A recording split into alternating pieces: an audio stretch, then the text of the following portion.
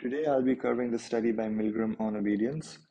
This is one of the older studies of your syllabus, and it's the third study that I'll be uploading of the social approach, the other two being the study by Pilyavin and Perry. It's one of, like I said, the older studies, very interesting study. It's actually a very unethical study. So one of the most important terms of this study is the concept of obedience. So getting right into it, let's look at the psychology being investigated. So obedience refers to compliance with an order, request, or law, or submitting to another person's authority. An authority figure is someone who you perceive as having power over you. And an authority figure for a student could be a teacher, could be the principal. For someone else, an authority figure could be an elder sibling, parents.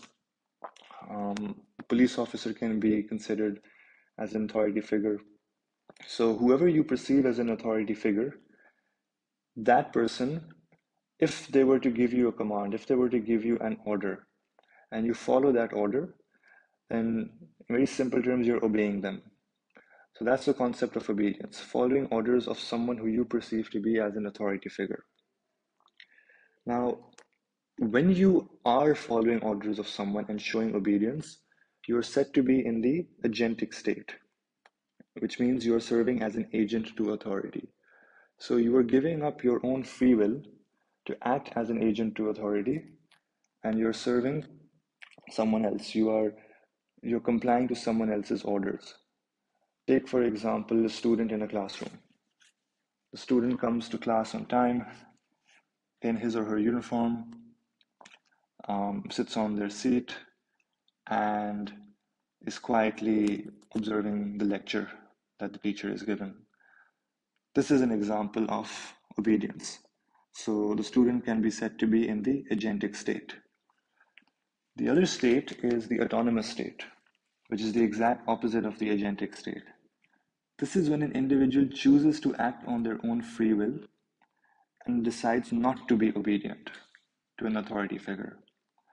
So if the student decides midway through the lecture that they just want to get up and they want to walk out of the class without even asking the teacher, or let's say the teacher says, no, you cannot leave right now, you must attend the lecture, it's very important. You can leave once the class is over. But they refuse to do so, they get up and they walk away. This would be an example of a person in the autonomous state.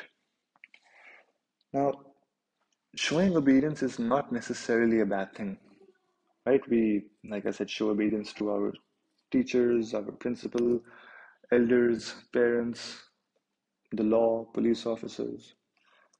But when we show obedience to the extent that we are causing harm to another person, another innocent individual, and we are aware of this, that we are causing harm to another person, that can be referred to as destructive obedience.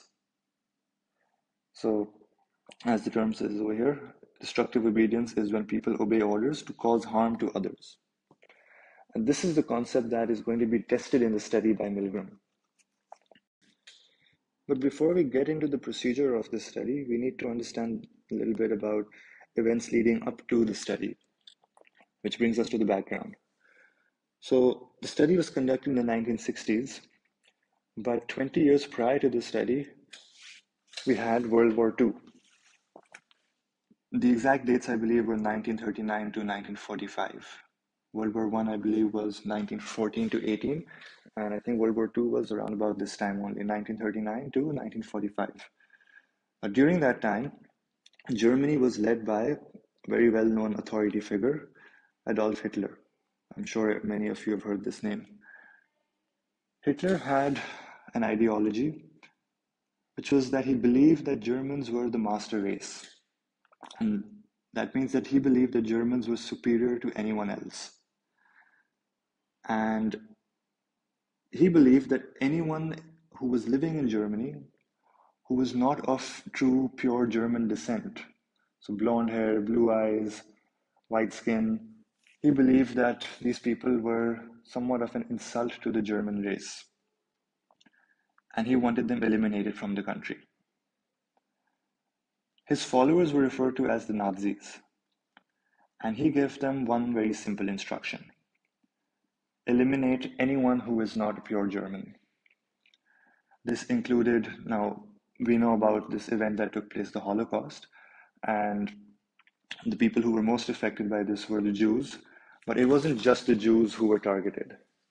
It was, yes, majority of the people who were affected by this were the Jews, but it also included gypsies, it included black people, it even included homosexuals and people who were handicapped as well. So anyone who Hitler believed was an insult to the German race, he wanted them gone. And he ordered his Nazi followers, his soldiers, to go out and kill these people. Now, they had a choice to follow or to not follow. And they decided to do the former. During this Holocaust event, millions of people were killed, millions of innocent people were killed. And the reason for this was because these Nazi soldiers were simply following orders of an authority figure. Once the war was over, and these people were questioned, these Nazi soldiers were questioned, why did you do this? Why did you kill so many innocent people? The most common response was, we were simply following orders.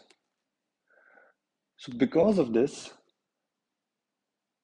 the rest of the world developed this perception of Germans as being highly obedient people by nature. That it was their individual personality, their disposition, that they are extremely obedient. And they believed that this was a defect in their personality. For example, Americans would believe that if they were placed in the same situation where someone like Hitler asked them or ordered them to go and kill innocent people, they would refuse, they would not do it. Only the Germans are capable of doing something like this because they're naturally very obedient. So this was the general perception of Germans during the time. Milgram, however, being a social psychologist, wanted to investigate this. Now, being a social psychologist suggests that you will look at not just the individual side, but even the situational side. So this brings me to the individual versus situational explanation, which is actually one of the issues and debates in your syllabus. So far right now, the world is trying to explain the behavior of the Germans by taking the individual side, the individual explanation, that these people are just naturally very obedient. However, Milgram wants to try and look at things from the other side of the coin, situational aspect. The situational aspect, according to Milgram, is it's not that these people are naturally very obedient, but instead, they were in a situation where an authority figure had given them a command. And because of that, they followed orders. And he believes that it's not just the Germans, but if anyone else, irrespective of your race, of your gender, of your religion, you would follow these orders. So if you were American, if you were from any other part of Europe, if you were from Asia, Africa, anywhere else, Milgram believes that if an authority figure, if you were in the same position and an authority figure such as Hitler were to give you these orders, you would follow them. So he's taking the situational side rather than the individual side. And he's going to test this out in a study. That was the reason for conducting his study on obedience in the 1960s. Now, before conducting his study, he wanted to get a prediction, which we call the preliminary notion. Now, this is an important term because if this pops up in your exam and it asks you what was the preliminary notion, or they ask you some questions about the preliminary notion, you should know what they're referring to. Preliminary obviously means doing something before the main thing. So the main thing over here is the main procedure. So he's kind of getting an idea, a notion about what he thinks the results may be of his study.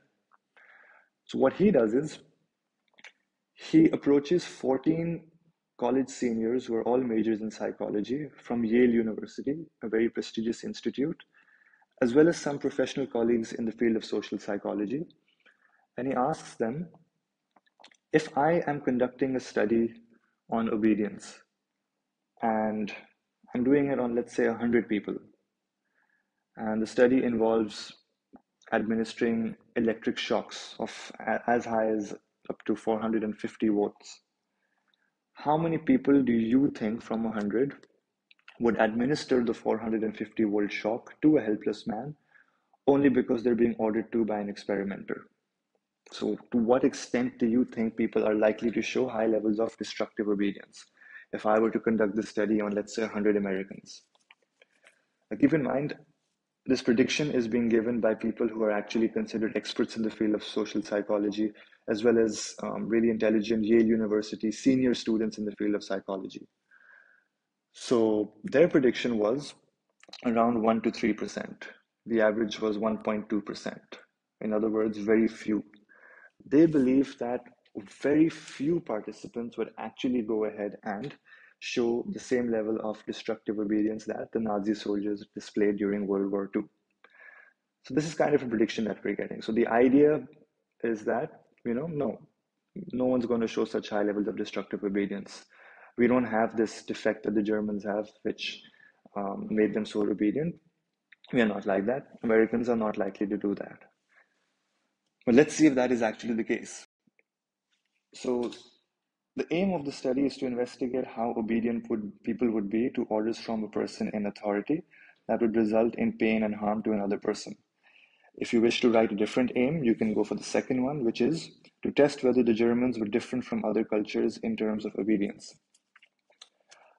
The one I recommend you write if a question comes on the aim is the specific aim, which is very specific to the procedure of this study. And this states to see how large an electric shock a participant would give to another person when ordered to by an experimenter. Okay, so like I said in brackets, this is the aim that is recommended for your exam. However, if you want to write any of the two other ones, you can write those as well. But this is just more specific to the procedure and to the study. So this is a lab experiment. It's conducted in a lab at Yale University, a very prestigious institute.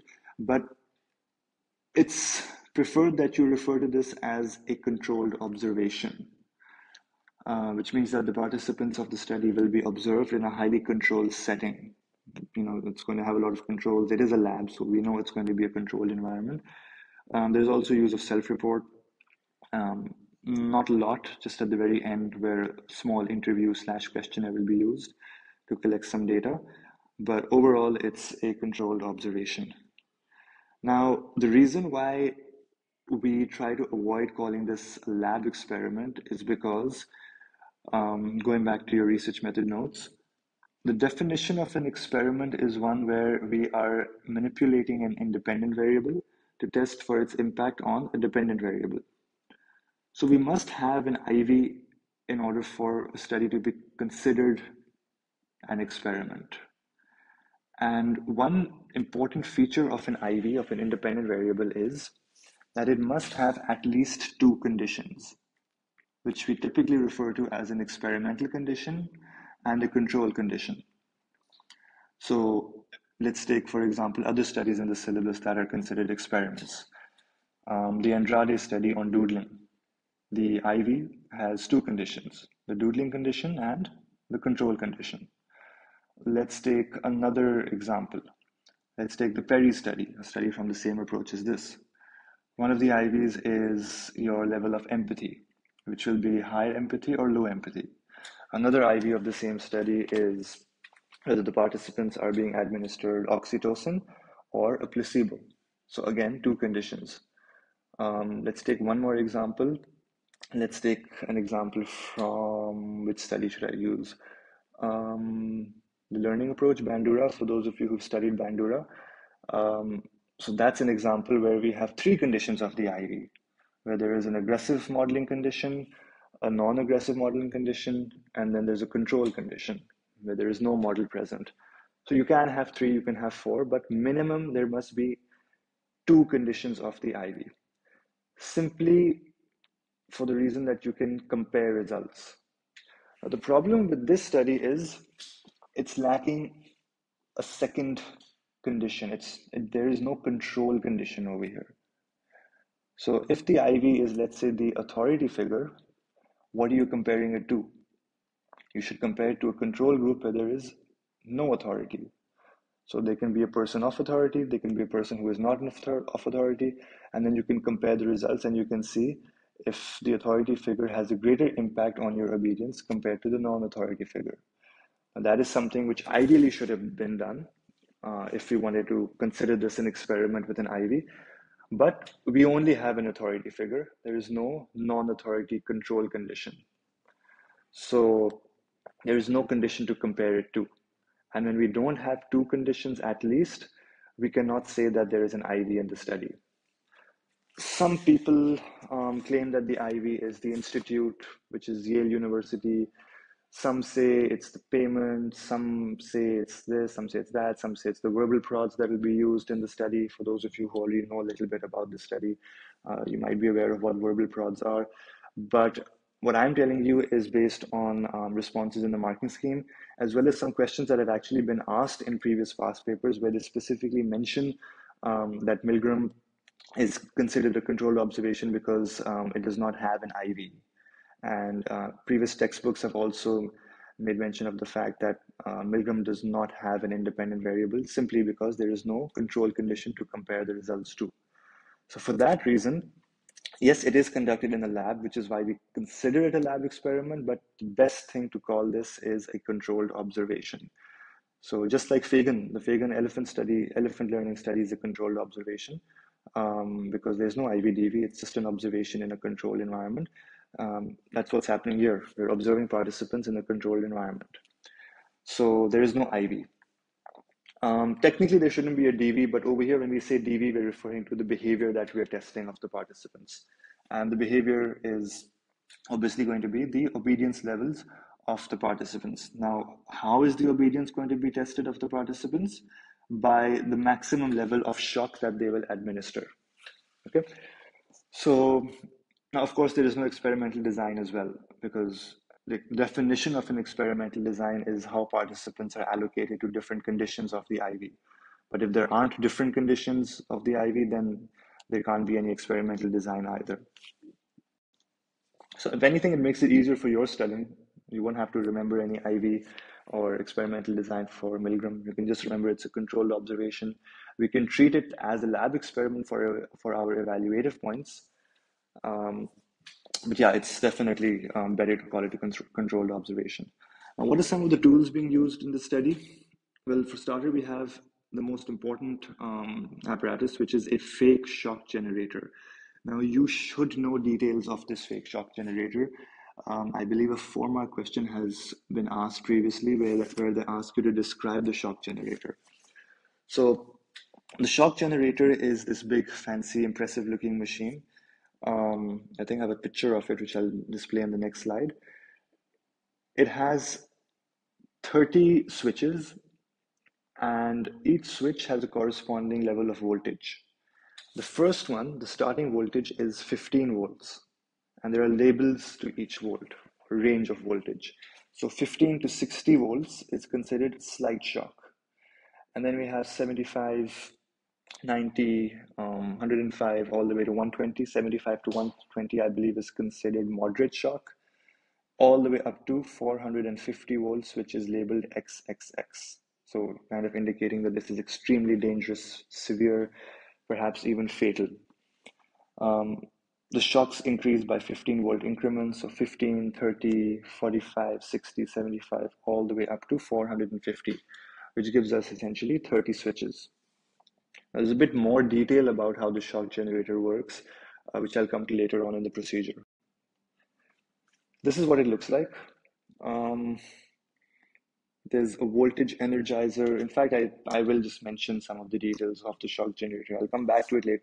I'll repeat it when we reach that point in the procedure, but because I've got the picture in front of me, I'll just give you a few details as to how it works.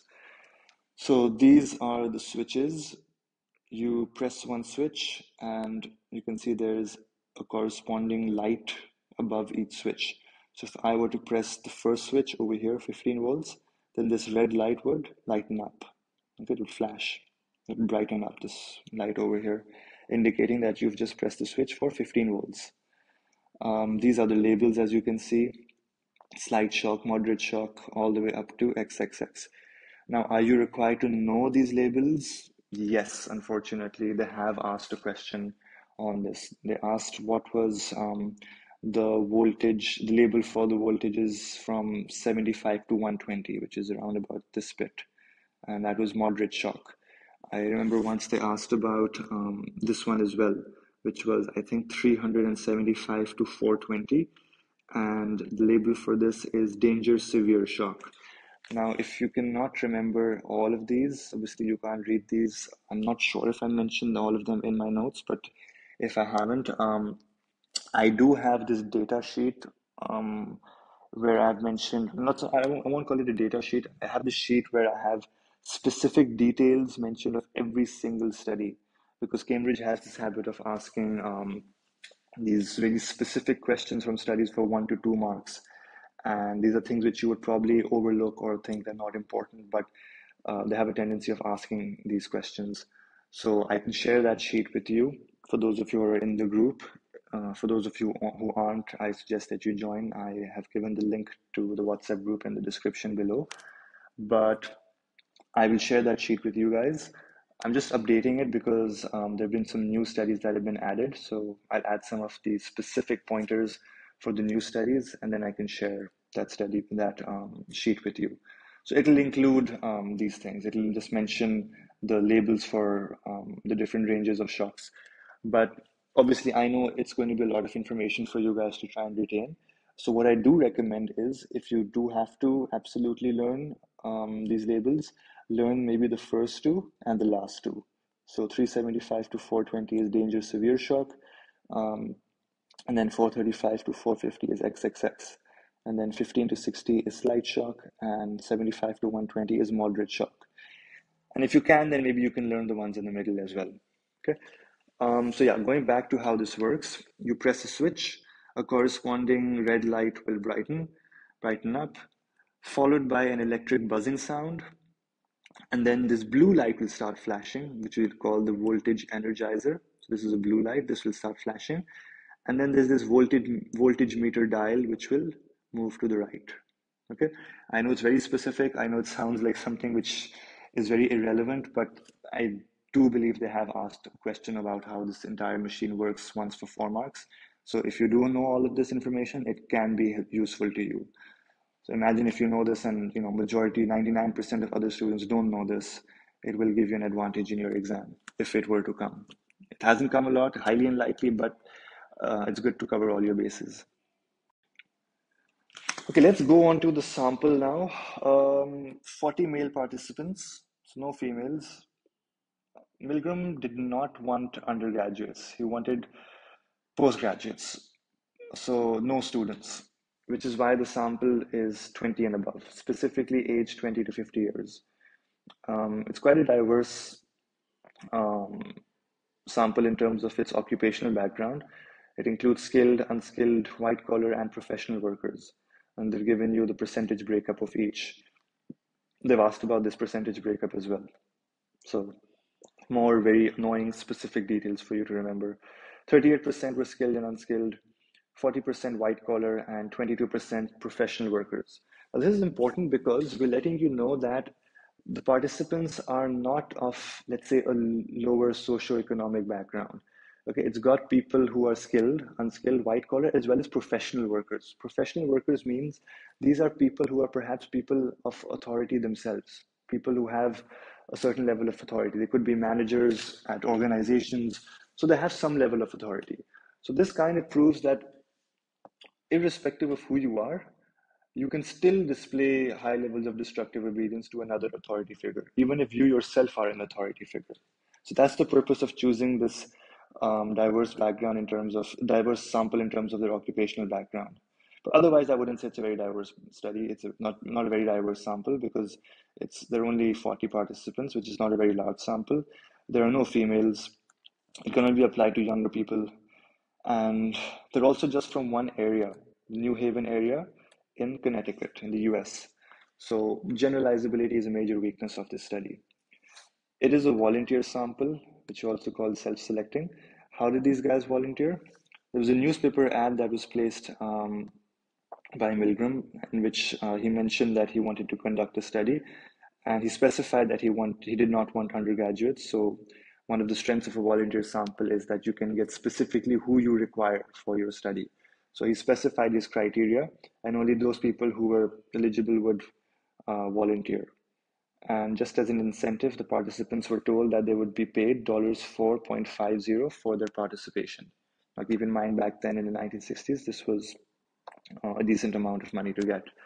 So, a very important point is that they were actually told that they would get the money even if they didn't complete the study. So, that's important because we don't want the participants to think that money is the obligation upon which they are deciding to continue with the study. So they're specifically told this information. Even if you don't complete the study and you withdraw, you will still be paid. So it's not like if they are showing any levels of destructive obedience, it's due to the money factor. That they think that if we don't continue, if we don't complete the study, we won't be paid. So that was something which is very cleverly thought of by Milgram. Now, the breakup of this $4.50 is $4 for their participation and 50% for car fare. So, like I said, the newspaper ad mentions that the participants will be paid $4 for participating, 50 cents for car fare. They would receive the money even if they did not complete the study. Now, an important point mentioned over here is that the ad states that the aim of the study is to test the effects of punishment on memory and learning. This is deception because we saw the aim, and we saw that um, the aim wasn't to test the effects of punishment, memory, and learning, but in fact to test levels of destructive obedience and to see how high an electric shock a person would give to an innocent man when ordered to by an experimenter or by an authority figure. So, why is this ad stating a fake aim? Why is the ad telling the participants that they are taking part in a study in which we're testing the effects that punishment has on one's memory and learning?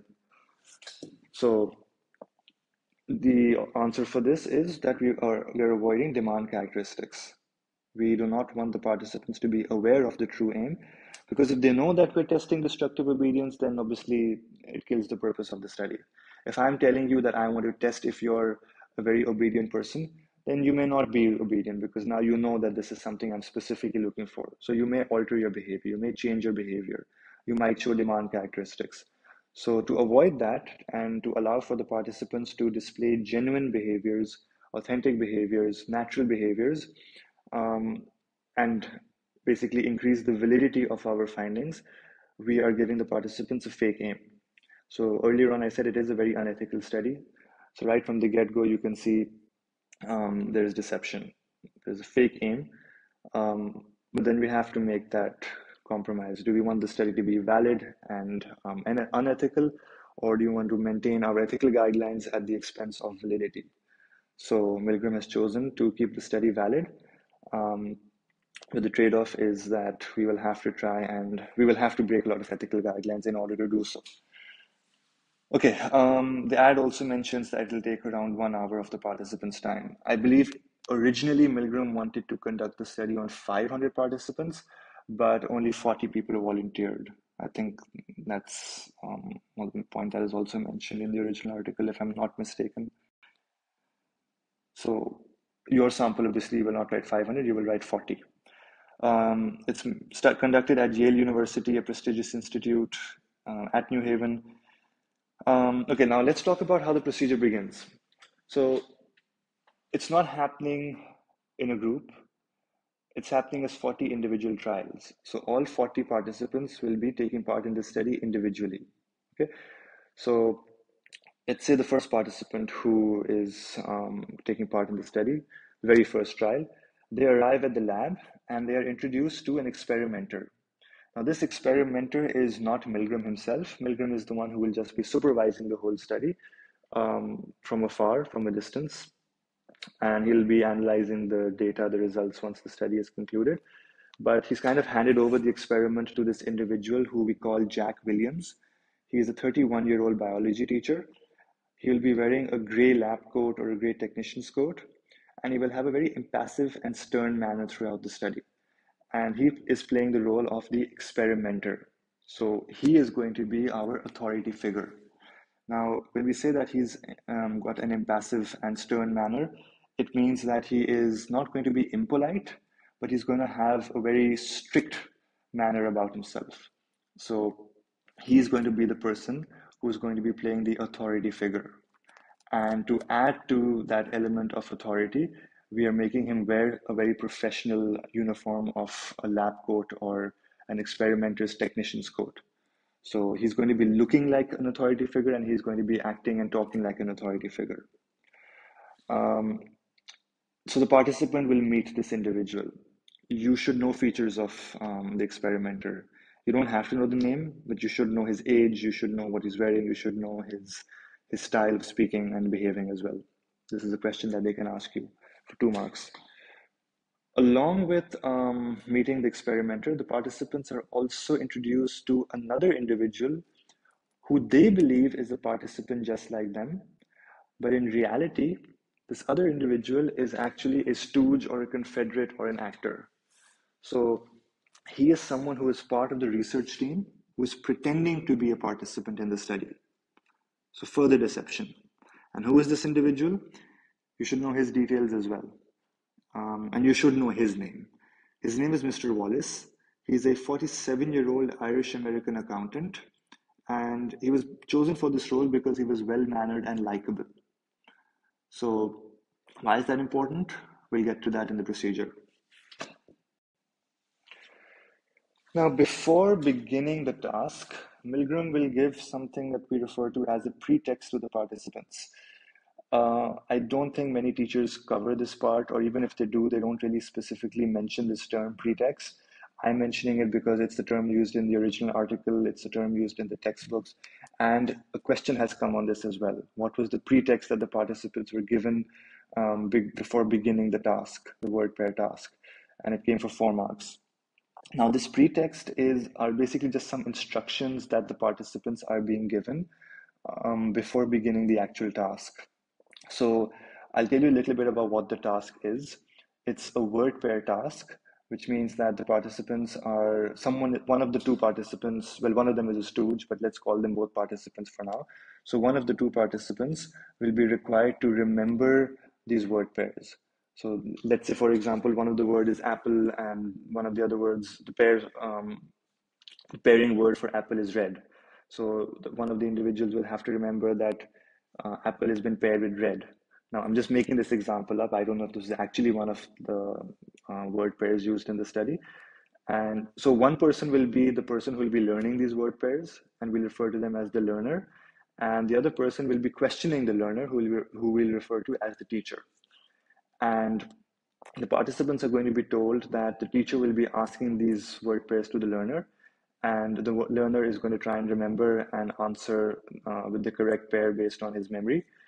If he answers incorrectly, he'll be punished by being given an electric shock. So this is where the shock generator comes in. For those of you who are wondering why is the shock generator even being used in the study, this is how it's being used. The learner will be given an electric shock every time he gives an incorrect answer, and the participants are made to believe that through this punishment of an electric shock, this might just enhance the learner's memory and help him remember information better, and he'll answer more correctly. So they think that's what the aim of the study actually is. So if you get a question in your exam in which they ask you what was the aim that was told to the participants, you will mention the fake aim. But if they ask you what is the aim of the study, you will mention the correct original true aim of the study. Okay, so in this pretext, the participants are just kind of or the experimenter is kind of justifying the purpose of the shock generator and kind of elaborating a bit on the fake aim, just to make the participants truly believe that this is what the study is on. So some of the instructions were given to them, such as we don't know how much punishment is effective for memory and learning. We don't even know if punishment is effective for memory and learning. We don't even know if the role of a teacher or learner has any impact on this. And this is why we're conducting the study through a shock generator. So these are just some instructions that were given to the participants. Details of these instructions are mentioned in my PDF notes for this study. which I will share with you. I've already shared for those who are on the group. For those who are not, again, I reiterate, you may join using the WhatsApp link that I will provide in the description, and I will share all my notes with you guys. So that was the pretext that was given to these participants. Again, remember, this is happening individually.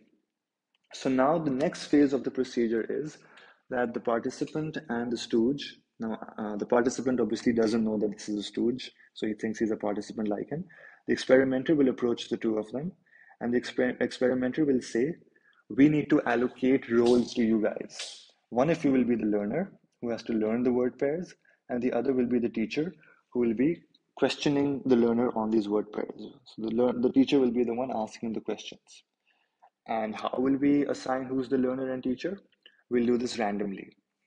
So the experimenter takes two chits of paper, two pieces of paper, and he says, in one paper, I have the word learner written, and in the other, I have the word teacher written. And he places one chit in each hand, and he asks the participants to pick one hand. Now, a control of this study is that the experimenter will always ask the actual participant first to select, just so that the participant thinks that it is chosen completely at random, that it was a 50-50 chance that either him or the stooge could be selected as the learner. So this rules out any possibility that the participant may think that this is rigged in any way whatsoever. But it actually was rigged. So how is it rigged? The participant is made to believe that one hand has learner and the other has teacher, but in reality, both pieces of paper will have teacher written on them. So whichever hand the participant picks, whichever piece of paper he chooses, when he opens that piece of paper up, it will have the word teacher written on it. So this is more deception. This is the control because we are making sure that the actual participant is always going to be the teacher. So whichever hand he picks, he will get teacher. The other piece of paper will be given to the stooge. The stooge will open it. It will say teacher on it, but he will pretend as if it says learner. So he will say, oh, I'm the learner. And the participant will say, I got teacher. So the participant thinks this is a completely random role allocation, when in reality it was rigged. So again, mistakes I've seen over here is that students end up saying that the sample is a random sample only because of this random allocation part. This is not a sampling technique. The sampling technique is volunteer. This is just randomly allocating the roles of a teacher or learner to the stooge and the actual participant. This is a part of the procedure. It's got nothing to do with the sampling technique. Okay, so keep that in mind. Once the roles have been allocated and we know who the teacher and the learners are, the learner or the stooge will now be taken to this electric chair and he'll be strapped onto the electric chair. And this is all happening in the presence of the participant, the teacher. So the experimenter is strapping the learner, Mr. Wallace, onto the electric chair. The participant is observing this, and electrodes or wires will be connected to the learner, Mr. Wallace, and these electrodes are connected to the shock generator, which is in another room, so behind a wall that the stooge will be facing. So it's in a different room. After having placed these electrodes on the learner and having him strapped onto this electric chair, the experimenter proceeds to apply a paste on the wrist of the learner. So the experimenter will apply this paste on Mr. Wallace's wrist, and he says that this is to avoid any blisters and burns that the shocks could potentially cause. Now, the reason this is being said is because the participant is present over here, he's watching this, he's listening to everything that is being said to the learner. Now, there are no real blisters and burns that are going to be caused. The learner knows this, the experimenter knows this, the participant doesn't know this. The reason this is being said is because now the participant will probably think, hold on, these are potentially dangerous shocks if they could cause blisters and burns. So if the experimenter is taking these precautionary measures of applying paste to try and avoid blisters and burns, then how painful can these shocks, how dangerous can these shocks actually be? This is something that may play in the participant's mind when they're going to have to administer an electric shock to the learner. Okay, so this counts as deception. Further deception. The learner will go ahead and ask if these shocks are painful or not or dangerous because he will say that he has a history of a heart condition. This is not true. He does not have any history of a heart condition. The experimenter knows this. Mr. Wallace obviously knows he does not have any heart issue. But again, this is being said in the presence of the participant. So Mr. Wallace is saying this to the experimenter, but making sure that the participant is hearing this. Because now the participant is probably thinking, these are dangerous shocks that can cause blisters and burns. This guy has a heart issue, so is it really safe for him to receive shocks? So there are a lot of reasons for the participant to not go ahead with the study and not to give electric shocks. This goes back to the point that I said earlier that Mr. Wallace was chosen because he was a mild-mannered and likable guy. If there's someone who you dislike, maybe you might not feel too guilty about harming them. Maybe like 15-volt shocks, 30-volt shocks, maybe beyond that, you might feel a little guilty. But someone who's actually very nice, very well-mannered, very likable, you wouldn't want to cause any harm to them whatsoever, especially if you think they have a heart issue and you think that these shocks are potentially very dangerous, that they could cause blisters and burns. So a lot of reasons for the participant to not show destructive obedience. Okay. Now, after all of this is done, the teacher is now going to be taken away, and the teacher is going to be placed in front of the shock generator in a different room. So the learner and the teacher, or the participant and the stooge, are no longer able to see each other. They're actually separated by a wall. So there's a wall between the two of them. So they can't see each other, but they can hear each other.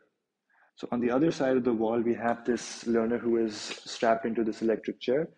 And on this side of the wall, we have the participant who has this really impressive shock generator machine in front of him. Okay. Now, before the task begins, something interesting is going to happen. The experimenter will tell the participant that we want to kind of test the shock generator before actually beginning the task, and we will test it on you, on the participant, on the teacher. So even though the teacher is the one who has to give the shocks, the experimenter wants to kind of give a sample shock to the actual participant, to the teacher. Now we know that this is a fake shock generator, and any shocks that the participant will be administering will not actually be received by the learner, but the participant doesn't know that. So for now, the participant is probably thinking that this is a real shock generator. So just to completely convince the participant that this is real and to remove any chances of demand characteristics or doubt about the realism of this experiment, of this study, the participant is going to be given a sample 45-volt shock. And they're told that this is just to kind of check the machine. So the participant is not told how much or what level of shock they're being given. Now, your question is probably, if the shock generator isn't real, how are they giving the participant an actual 45-volt shock? Arrangements were made to give an actual shock only to the actual participant. So this is the one and only time in the entire procedure that an actual shock is going to be administered. And it's not even being administered to the learner, it's being administered to the actual participant. So an arrangement was made to give an actual shock. So the participant was given a 45-volt shock. They were not told how much it was, but instead they were asked to guess or estimate how many volts this shock was. And some participants said it was around 75, some said it was around 100 and 105. So the range was around 75 to 100. So that means that a 45-volt shock, participants believe, was around 75 to 100 volts. So simple 45-volt shock they believe was as painful as a 75 to 100-volt shock. So imagine how painful a 450-volt shock might be, which is the maximum level of shock that they would be required to give to the learner if he continues giving incorrect answers. So at this point, they have no reason to doubt the realism of this study. They're probably convinced now that it's a real shock generator. They now know how painful the shocks can potentially be. They know this learner is a nice guy with potentially a heart issue. And, so every reason possible for them to not continue the study. And we've already discussed that if they decide to get up and leave right now, they will still be paid. So moving on. Now, the learner was required, well, so both of the teacher and the learner were given this list of word pairs, and the learner was required to memorize them. After having memorized them, he will be questioned on them. The teacher has the list of word pairs, and the teacher will read out this list. So what's going to happen is that the teacher will say one word and give four options. And from these four options, one of those options is the correct pair and three are incorrect. So take the same example I said earlier.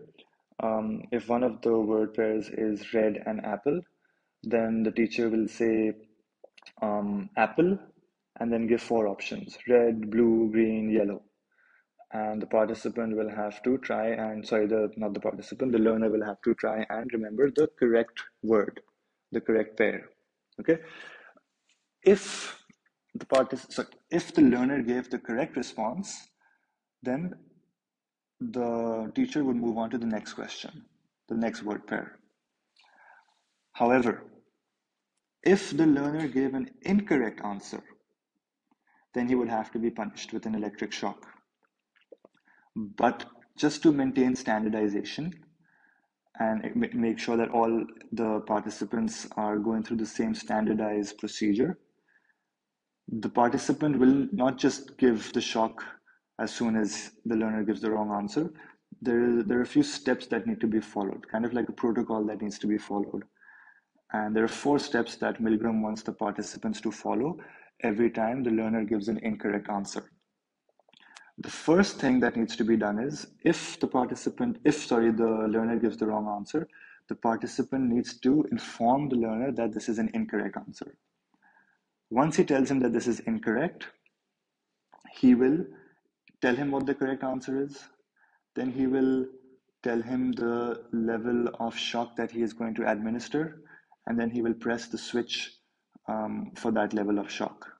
So these are the steps that need to be followed in order for the teacher to administer a shock to the learner every time the learner gives a wrong answer.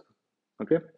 Now, Milgram believed that the participants may require some practice in order to follow these 4 steps in this particular order.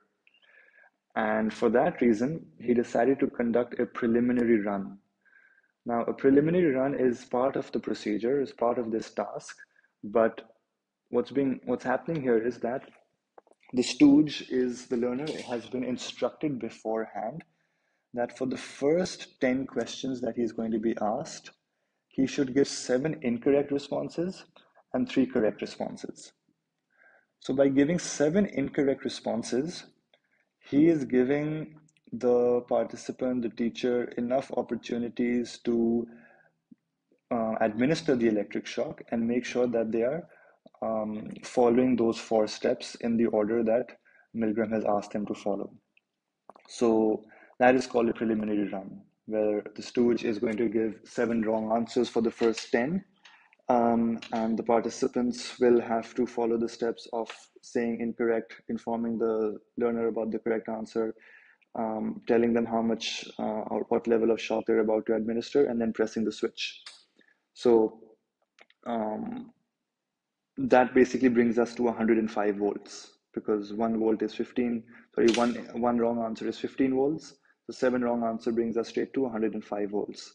So this was the preliminary run, and every participant mastered the preliminary run. So everyone was well aware of the steps that they had to follow, and no one made any mistakes. So at this point now we're at 105 volts. Okay. So after this point, once this preliminary run phase is over, the stooge has now been instructed to give answers in the ratio of 3:1. So 3 wrong for every 1 right answer. So he's going to be urging this participant to be moving up the shock generator quite quickly. So he's going to be giving a lot of incorrect answers. And of course, this is being done intentionally, but the participant doesn't know that. He just thinks that he's not able to remember anything. So the participant is going to be going up the shock generator quite quickly. Now, obviously, with each wrong answer, we give a level of voltage higher than the previous. So starting from 15 to 40 to 30, 45, and so on. Okay. I don't know if I mentioned that point earlier, but if I didn't, I'll just say it right now. Every time an incorrect answer is given, the voltage the shock voltage that is administered increases from one switch to the next. So 15, 30, 45, 60, and so on. That's why at 7 wrong answers, we reached 105 volts. And then moving on, 3:1, 3 wrong answers to every one. You can imagine how quickly they're moving closer and closer to that 450 volt mark. Okay, now here's something really interesting. We know that the participant cannot see the stooge, they can only hear them. When the participant So the participant is observing the stooge getting strapped onto the electric chair, so he knows that he's there. But once he's taken away and he's behind the wall and in front of the shock generator and he can no longer see the stooge actually gets up and walks away. He's not even actually present in that electric chair anymore. And he replaces himself with a tape recorder. So the stooge's responses have actually been pre-recorded. So the guy isn't even there, but the participant doesn't know that. So all the while he thinks he's giving someone electric shock, he's interacting with the stooge. In reality, he's just interacting with the recording of the stooge's voice. And obviously they're controlling the recording, they're pressing play and stopping every time they need to, depending on the participant and the pace at which the participant is going. So they had pre-recorded the responses. And the reason for this is, again, standardization. We don't want the stooge to behave differently for each of the 40 participants. If he's showing more pain for one and less pain for another, that could affect their level of obedience, right? So just to maintain standardization and ensure that everyone is going through the exact same procedure, the stooge's responses were pre-recorded and the tape recorder will be placed every time the participant is in front of the shock generator and it will be played accordingly. Okay, so a lot of deception in the study. At 300 volts, if the participant has now administered 300 volts, right? So the stooge has given so many wrong answers that the participant has reached 300 volt level. At this point, the stooge will start pounding on the wall. Okay, he's not actually pounding on the wall, but the noise has been pre-recorded, so it sounds like the stooge is pounding on the wall. An indication of extreme pain. So the participant is probably thinking this guy is suffering really badly in here. That he's pounding on the wall and he wants to get out. And the next one, 315 volts, the learner stops responding and we don't hear from him again. So 315 volt level is the point at which we stop getting any feedback, any response from the learner whatsoever. And we still have a long way to go.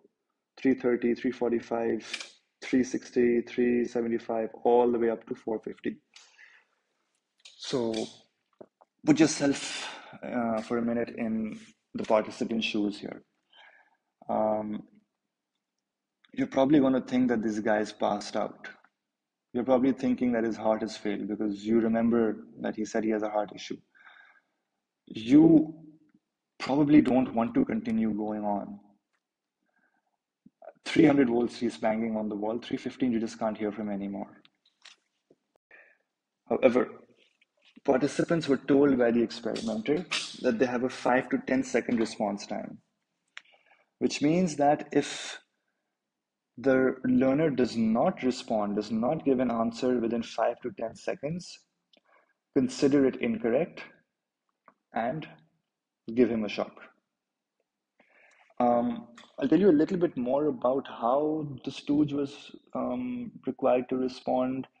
There's a video actually on YouTube of the actual experiment. You guys should watch that.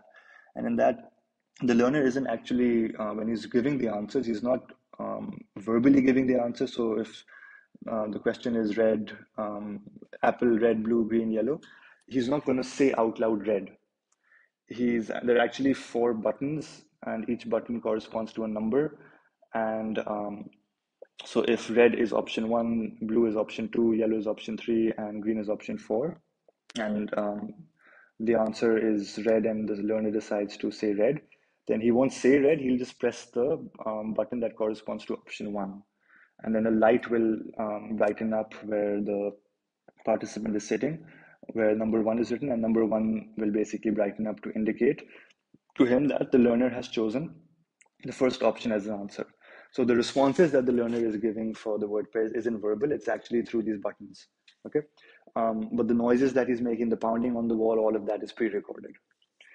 So not a very important point. I'm just mentioning it for those of you who want to look at the video, and you can basically see that this is what will be happening. Okay, so moving on, 5 to 10 second response time. If there is no response, consider it incorrect and continue giving the shocks.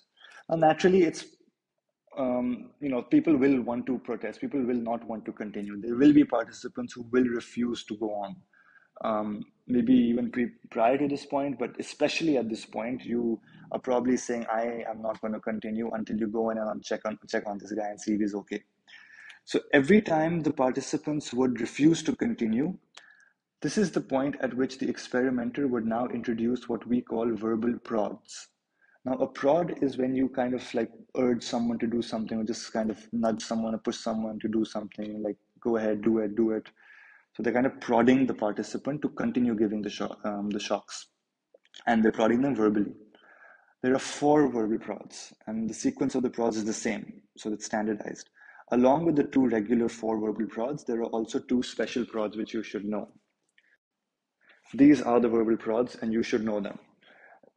The first time a participant says, I don't want to continue, I'm refusing to continue, the experimenter will use the first prod, which is, please continue. Let's say that the participant continues. After a while, they again say, I don't want to continue. Then the second prod will be used, which is, the experiment requires that you continue. And they still refuse. They say, no, I don't want to continue. Then the experimenter will use the third prod, which is, it is absolutely essential that you continue. Let's say the participant continues, gives a few more shocks, and then says, okay, you know what, he's not responding at all, I'm done, I'm not continuing. So the 4th time they protested, 4th time they refused. At this stage, the 4th prod will be used, which is, you have no other choice, you must go on. So notice how the intensity of these prods are increasing gradually. It starts off very mild, please continue, but then they slowly become more and more forceful in tone. The experiment requires you continue. It is absolutely essential you continue. You have no other choice. You must go on. So you're kind of almost forcing them to continue. You're giving them this order as an experimenter, and you're seeing to what extent they're going to obey. Now, these are your 4 regular prods. Along with this, there are 2 special prods. Special prods will only be used if the participants ask certain questions or said certain statements. The first special prod would be if the participant asks if the shocks were painful or dangerous. So anytime the participant asks this question to the experimenter, the prod that would be used would be, although the shocks are painful, they will not cause any permanent tissue damage, so please continue. This would then be followed on with the regular prods. So let's say the first prod was used, the second prod was used, and then the participant asked this question. Then this special prod would be used. And then if they refuse after this, then the third prod, and then eventually the 4th prod if need be. The second special prod that would be used is if the participant would say that they don't think the learner wants them to continue. To which this special prod used by the experimenter would be, whether the learner likes it or not, you must continue until all the word pairs have been read. And then this will be followed by the regular prods as well, if necessary. Now, when does the trial end? When do we conclude the procedure? If after the 4th prod, the participant is still refusing to continue, then we end the procedure. We end the trial. So 4 prods and the participant still says, I don't want to continue. The 4th prod was, remember, you have no other choice, you must go on. Even after that, if the guy says, I'm not continuing, then that's the point at which we stop the trial. So that's one way in which we can conclude the procedure. The other is if the participant actually does follow your prods, does follow your order, and continues and goes on to give more and more shocks. In that case, we wait for the participant to reach the maximum 450 volt shock. So once the participant has administered the maximum 450 shock and has continued to show obedience, that's when the trial will end for this particular type of participant. Okay, so there are two ways in which the trial could end, and a question can come on this. They can give you one way it will end, and they can ask you what is another way it can end. So when the participants are refusing to continue after the fourth prod and the trial comes to an end, these participants are referred to as defiant because they were defying orders. Eventually, they did show destructive obedience to a certain extent, to a very large extent, in fact, but eventually they are refusing to continue. They are not going all the way to the 450. So they decided to eventually defy orders. So these would be your defined participants.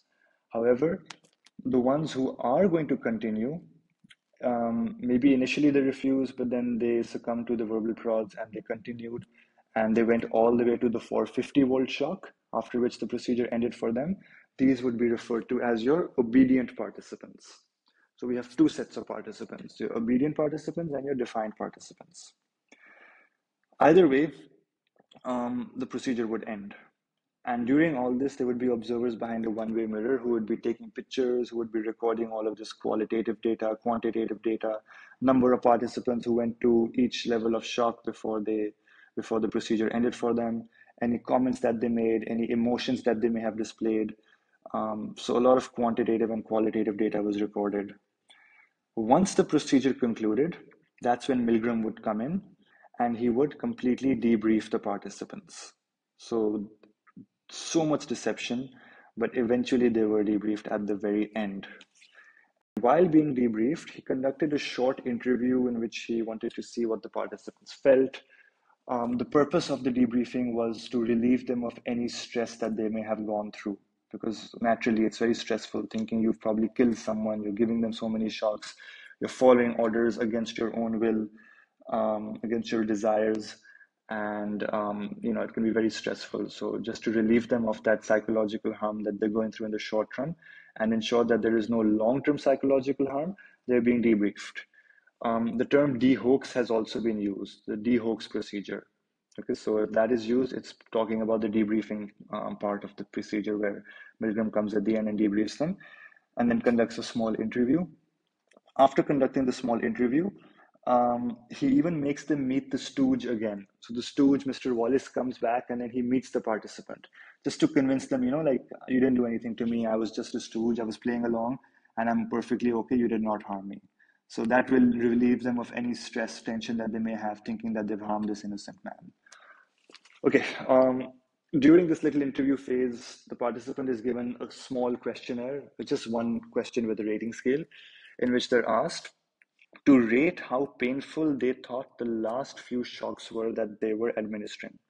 So the last few shocks, the 450, 435 level, how painful do you think those last few shocks were? Or even those who withdrew before giving the maximum shock. So for them, maybe the last few shocks were like 370, 375, whatever it was. The last few shocks that you did administer before your trial ended, how painful do you think they were from a scale of 1 to 14? 1 being not at all, 14 being extremely painful. And the results for this was majority people picked 14. The mean score was 13.42, which indicates that these participants, in their minds, they believed that these shocks were extremely painful, and they still continued giving these shocks. And the purpose of this question is, if they had thought these are not painful shocks, then maybe it makes sense as to why they continued giving the shocks. But they're actually admitting that we thought these shocks are extremely painful, but they still continued giving them. Here is the description of the shock generator I was talking about earlier. You can just go over this. You can get my PDF notes. You'll find all of this written there. Controls of the study, it was a standardized procedure. Everyone was going through the same procedure. Sample 45 volt shock. It was always a sample of 45 volts that was actually administered. Same preliminary run where the stooge was instructed to give 10 for the first 10, 7 wrong, then 3 right, followed by 3:1 right to wrong. The role allocation was rigged. So many controls. You can mention any of them when talking about standardization or reliability as an evaluative. Results of the study. Every participant gave at least 300 volts. So if they ask you what percentage of participant gave 300 volts, the answer is 100%. This came in your October-November 2023 retake exam right now in one of the variants. Every participant, 100% participants gave at least 300 volts, which is a very high number. So everyone to a certain extent showed extreme high levels of destructive obedience. But how many of these guys were obedient and how many of them went to the maximum 450? 26 participants went to the maximum 450 shock. 14 of them were defiant. These were the 14 who refused even after the fourth prod, and they did not go to the maximum 450. Now take a look at this number of 26. That's 65%. 26 out of 40, 65%. Go back to the preliminary notion. What was the preliminary notion? The prediction of how many would go. What did the experts say? We believe only 1.2%. How many actually went? 65%. So this is a surprising finding. Okay? This was something which was not expected. If a question comes, how many participants administered? Give the number, don't give the percentage. Only give percentages if they ask you percentages. So don't say 65% give the 450 volt shock, say 26 participants administered the 450 volt shock if they ask you the number of participants. The questionnaire that was given, the rating scale, I told you 13.42, the mode or model score, basically the mode was 14. Most people picked 14. So 14 defined and 26 were obedient, and all 40 to a certain extent were obedient, giving at least 300. So all of that was quantitative data. Let's look at some qualitative data. Let's see what the participants were going through emotionally, psychologically during this entire procedure. This was collected through their behaviors and comments. 3 participants actually experienced seizures, fits. One particular participant's seizure was so severe that they actually had to stop his trial. He was a 46-year-old encyclopedia salesman. He later on admitted that he was embarrassed by his behavior. Other examples of qualitative data were some participants were pulling their ears, earlobes.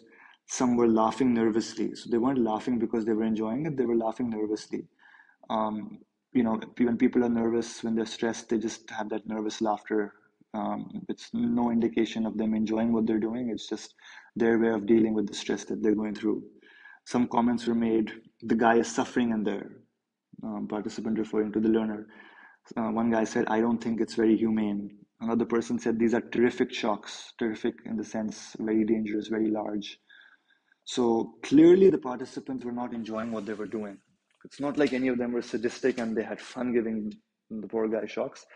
They're going through a lot of stress. They're going through a lot of tension. They did not like doing what they were doing. But the numbers showed that they did. So what does that tell us? It tells us that Milgram was right. It's not just Germans who are obedient. It's not a defect in their personality.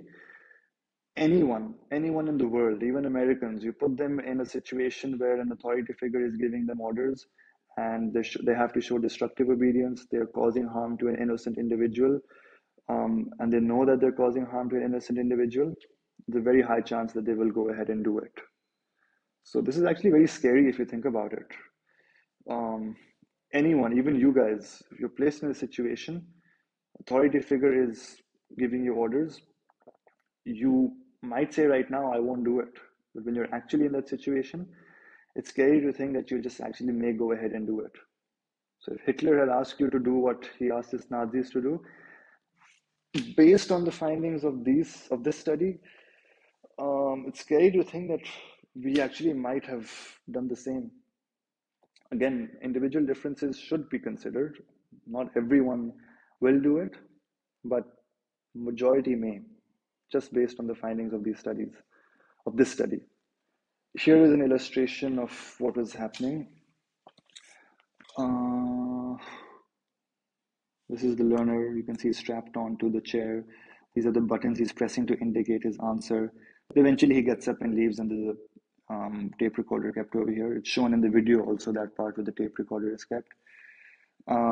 This is the participant, the teacher. T is teacher, L is learner. He's giving the shocks. These are the comments. This isn't very humane. I can't go on with this. He's banging in there. I'm going to chicken out. Um, Here we have the experimenter who's basically supervising the whole experiment and giving the orders to this guy. Conclusions. Results showed that Germans were not different in their disposition. Disposition refers to their personality, their individual traits. But in fact, it was the situation that influenced their behavior. People are likely to be more obedient than we may expect in certain situations, particularly when orders are being given by a person we perceive as being an authority. Another conclusion could be that showing high levels of destructive obedience can be extremely stressful for people. 3 people had seizures. That's how stressful it was. So, very interesting study.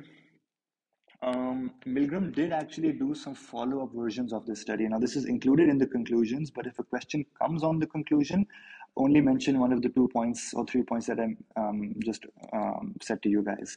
This is just for your information. Milgram actually conducted many different versions, I believe 17 different versions in different continents, Europe, Australia, just to kind of prove a point that it's applicable to anyone all over the world, anyone anywhere in the world. People said that, there were male participants. What about if females were there? Females wouldn't have shown the same level of destructive obedience. He did a study on females, same results. Then people said the stooge was behind a wall. They couldn't see him. If the learner was actually physically present in front of them, they wouldn't have done this. Lo and behold, he conducted a study where the stooge was in close proximity to the participants. They could see him. He must have been an amazing actor to kind of show that he's in pain, but same results as the original. Then people said that the payment factor. Yes, they were told that they wouldn't have to complete the study for the payment, but still they may have felt an obligation to complete it because they were getting paid. So a study was conducted on undergraduates who were not paid, and they still showed the same results. What else? Prestigious university. You're doing at Yale University, a very prestigious institute. Participants will think this is a very important study if it's being conducted at Yale. So we should do our part and complete the study. If that's the excuse, then okay, fine. Milgram decided I'll do it in an old office block, an old office building. That isn't a prestigious institute. And once again, exact same results. So, you know, it's clearly very scary because irrespective of who you are, where you are, if an authority figure is giving you instructions and you are likely to display destructive obedience, good chance you may. But that's why, understanding the study is important. This is where application comes into play. Now that you're aware of this concept, if anything, if you are placed in a situation when an authority figure is giving you orders and you have to show destructive obedience, this study just might click in your mind and you might think, you know what, I should not follow orders. But we'll get to that when we talk about the evaluation and the application. So nature nurture debate doesn't really apply, but just in case a question does come on this, does it really favor any of the two? I guess you could say that maybe a bit of nurture. Some people may have been brought up in a way, in a manner that they're naturally, well, I won't want to say naturally, but they're more obedient than others. The 26 people who did show more obedience than the 14 who eventually withdrew, maybe those 26 have grown up in an environment where they've had many authority figures around them, where they've had to obey, where they follow orders of parents, elder siblings. So maybe they've been brought up in very strict households. So because of that environment that they may have grown up in, that could be a reason why they may have shown more obedience than others. But at the same time, everyone has this innate ability to show destructive obedience, irrespective of who you are or your upbringing, because everyone went up to 300 volts. So showing obedience, being obedient to someone who you perceive as being an authority figure, may be something that just might be innate, might be natural to you. So that could perhaps favor the nature side of the debate. More relevant to the study is the individual situational debate. Overall, it's definitely favoring the situational side because if you're clearly in a situation where an authority figure is giving you orders, right? Um, so everyone showed at least went up to 300 votes. So that is a very high level of destructive obedience. And the only reason they were showing this is because they were in a situation where an authority figure was giving them orders. And we know it's the situation and not their personality because they went through so much stress. They went through a lot of stress and tension, and they still continued giving the shocks because the situation demanded that they give the shocks. The authority figure, the experimenter, was almost forcing them to give the shocks. So it was the situation that influenced their behavior. However, can we talk about any points that favor the individual explanation? Absolutely. Um, 14 participants eventually acted on their individual personality traits, characteristics, and even after the fourth prod, they refused to continue. So they went against the demands of the situation. The authority figure was commanding them to continue, and they still refused. So they eventually acted on their own personality and they refused to go against the demands of the situation and they eventually withdrew. So those 14 who withdrew can favor the individual explanation, but the 26 who continued going, even though they didn't want to, would favor the situational explanation. Application to everyday life. What do we learn from this study? We learn that we should not blindly show destructive obedience when placed in a situation where an authority figure is giving us orders, particularly when we are aware that we're causing harm to another innocent individual. Other than that, how can this be useful when we actually want people to follow our orders? We saw that the experimenter was followed and his commands were obeyed for two reasons: the manner by which he spoke, the stern and impassive manner, and his dressing. He was dressed very formally. So, who can use this information? What about military generals who want their subordinates to follow them? They can learn from this study that if they dress in an authoritative uniform and if they keep a very stern and impassive manner, then their subordinates may follow them, may follow their commands. If a teacher wishes to a teacher wishes for the students to show obedience to them, the teacher can dress formally, the teacher can dress in an authoritative manner and can have a stern or impassive manner of speaking. And that would make the students of that teacher follow that teacher and follow that teacher's commands a lot more. Which is why, if you probably notice, strict teachers command more obedience than those who are not very strict. So these are just a few applications to everyday life of the study. Evaluation. Now, if you see a red arrow, it's a strong point. If you see a green arrow, it's not a very strong point. So if you see the red arrow facing upwards, it's a strength. If you see it facing downwards, it's a weakness. Reliability is a red arrow going upwards, so this is a very strong strength of the study. Reliability is a strength because it is a very controlled study. There are high levels of controls. Give one or two examples of controls. Everyone was given a sample 45-volt shock. All participants had to be the teacher. The responses of the students were standardized. Okay, just give one or two examples of controls. Go on to say that this makes the procedure standardized and as a result easy to replicate in order to test for reliability. Generalizability, I've given a green arrow as a strength, so it's not a very strong point for a strength. The only way you can say that the sample is generalizable is that the backgrounds are quite diverse. So we can apply the findings to adults of the New Haven area of different backgrounds, but overall, it's a very small sample size. It's not including students or young children. It's only including people of a certain area which is New Haven in Connecticut. So it cannot be generalizable to um, females, to younger participants, or to people of other cultures or other areas. I did discuss the follow-up studies, which did show that we saw the same results in other versions, but that those are different versions of this study. We're talking about this particular study. This is the original pilot study that Milgram conducted on obedience, and the sample for this study is 40, and they're all from New Haven. So based on that sample, generalizability is overall a weakness, which is why it's a red arrow. Okay, so I recommend that you use generalizability as a weakness in your evaluation rather than a strength. The only reason I've given the green arrow is in case in paper two they ask you one way that generalizations can be made. Okay, that there's a difference in saying how generalizations can be made and if generalizability is a strength. Okay, so it's not really a strength here, just a few points about who is being represented and who the findings can be generalized to. But it definitely is a weakness. Validity is a strength because demand characteristics were reduced or almost entirely eliminated as the participants were not told the real aim.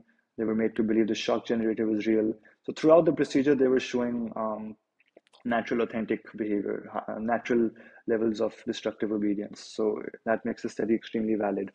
One way the study is low in validity, and over here you could even talk about ecological validity, but if you don't want to talk about ecological validity and leave that as a separate point, you can say that one way it's low is that the participants may have shown obedience not because of the authority figure, but rather because of the payment factor, or again, because of the prestigious university. But again, um, overall validity is definitely a strength. Ecological validity and mundane realism is a weakness. It's conducted in an artificial setting of a lab, so it's not a real life natural setting. And people in everyday life, they don't give electric shocks to someone for answering incorrectly on a word pair list. So on a word pair task. It's not a task that you expect in everyday life. So mundane realism is going to be a weakness of this study. Ethics is a weakness, definitely. Let's just talk about any ethical guidelines that are being maintained. I think the only one that's being maintained is confidentiality, well, and debriefing. Confidentiality was maintained as the identities of the participant were not revealed. We don't know their names. We don't know who they are. The video that is published, I believe that the people who did appear in the video, I think they gave consent for themselves to be published in that video, but we don't know their names. We don't know where they are, where they work. Um, they were debriefed at the end as well to overcome any long-term psychological harm. But overall, ethics is definitely a weakness. They were deceived in multiple ways. Fake aim, fake shock generator, the stooge. The stooge lied to them about multiple things. Informed consent. Consent refers to giving the participants enough information about the study so that they are giving their permission to be part of the study. They're agreeing to be part of the study. And over here, not enough information was given to them because we did not tell them the real aim of the study. They thought they're taking part in a study testing the effects of punishment on memory and learning. They had no idea that the study was testing their obedience levels. So nothing was said to them about obedience. So as a result of that, you can argue that there was no informed consent. You can even argue that right to withdraw was broken because participants through the prods may have felt as if they were forced to continue. But this is a bit of a gray area because you can still give a counter argument that there were 14 participants who did exercise their right to withdraw. And after a certain point, they did withdraw from the study. Um, in your textbook, there is a breakup of how many participants withdrew at each voltage. So who withdrew at 315, who withdrew at 375, and so on. You can take a look at that, how many participants withdrew at each voltage level. Um, Psychological harm is definitely a weakness of the studies. That's participants were not protected from psychological harm. They went through a lot of stress and tension. People had seizures as well. So that is a big problem. So ethics, yeah, weakness. And last point about your evaluation is the data. 100% strength because you have both types of data, quantitative and qualitative. Numbers to help us see how many were obedient, majority were obedient, how many were defiant, minority, 14 of them were defiant. And the qualitative data is helping us understand what was going on in their heads. They were not enjoying what they were doing. And they clearly found it very stressful, but they still followed orders of the authority figure. So, with that, I conclude this study. Uh, Interesting, intense study. Any questions, reach out to me. My contact information is available on the very first slide. And again, do join the WhatsApp group. Thank you for seeing this video. Do like, subscribe, and share my videos. I'm really grateful to all of you who've subscribed already. And I'll be back with more videos. I plan on uploading the mindfulness study next, the Holzel et al. Study, the third study of the, sorry, the second study of the biological approach. And after uploading that, then I would be complete with all the new studies that have been introduced this year. And then I'll obviously upload the others as well, Dement-Gleitman, Bandura, and button phobia. And after that, I'll be uploading more information. I'll share a lot of resources with you guys on the WhatsApp group. So stay tuned and see you next time. Take care.